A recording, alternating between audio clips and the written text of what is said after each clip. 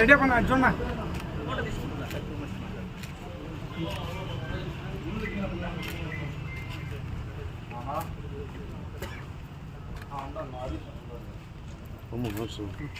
అన్న స్లోగా రండి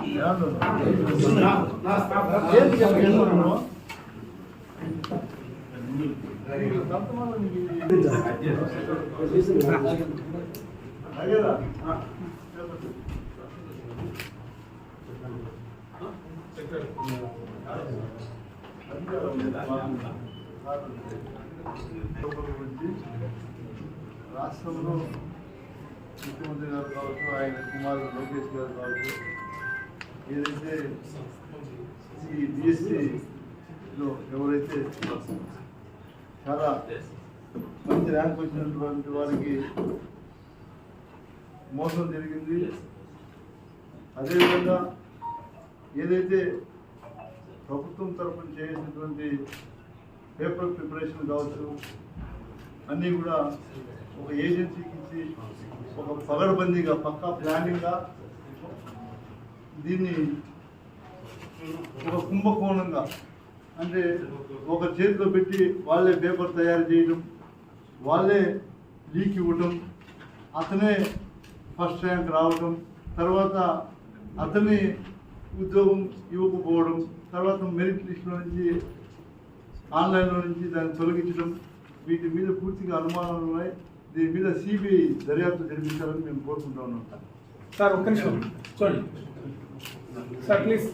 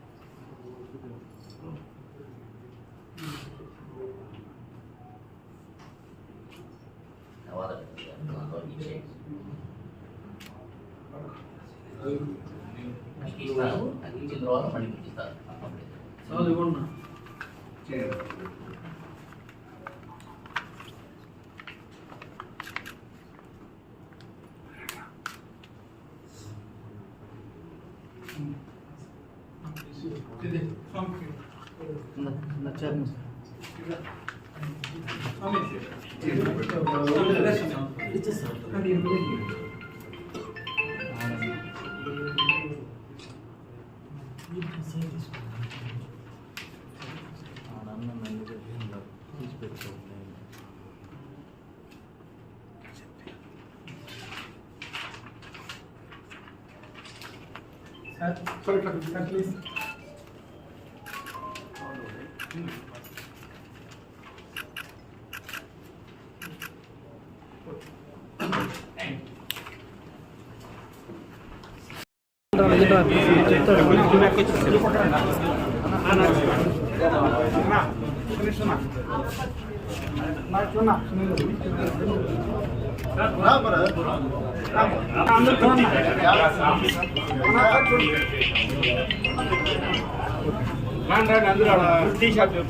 చెప్పండి సార్.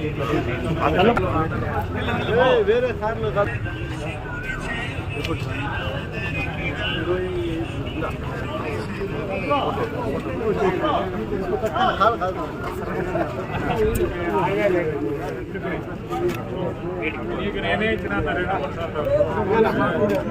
కొద్దిగా ముందు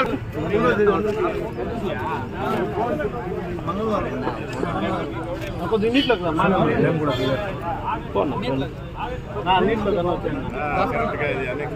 కొద్ది ముందు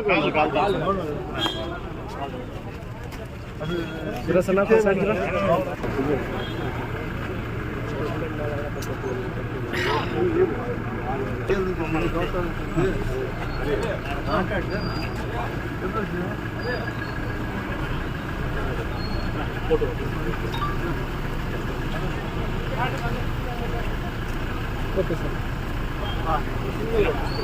ಯಾರಿಗೆ ಸರ್ ಹೊಸ ಯಾರ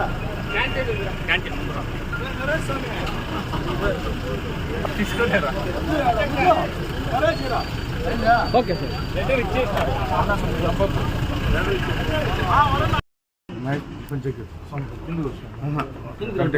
కరెక్ట్ సరిపోయింది సార్ ఒక స్టెప్ సరిపోయింది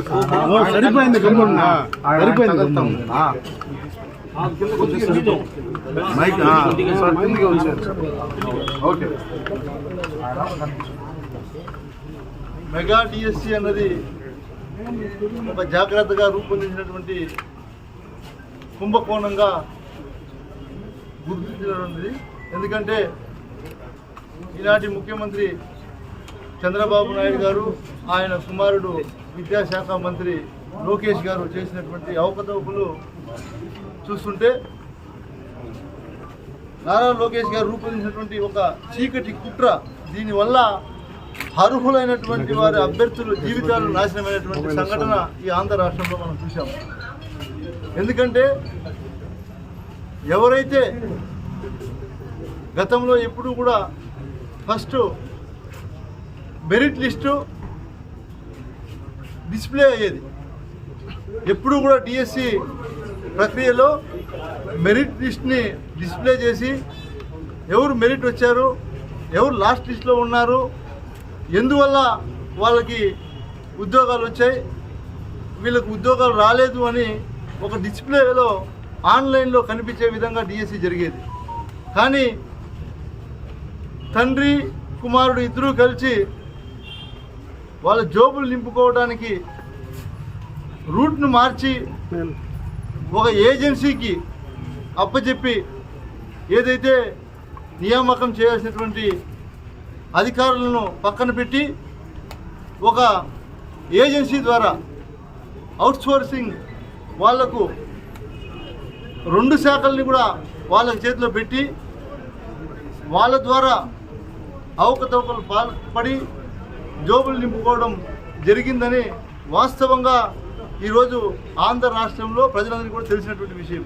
కాబట్టి మేము ఒకటి కోరుకుంటున్నాం, ఏదైతే ఈ అవకతవకలు జరిగాయో వీటి మీద సిబిఐ దర్యాప్తు చేయాలి, వెంటనే నారా లోకేష్ గారు రాజీనామా చేయాలన్నదే మా డిమాండ్.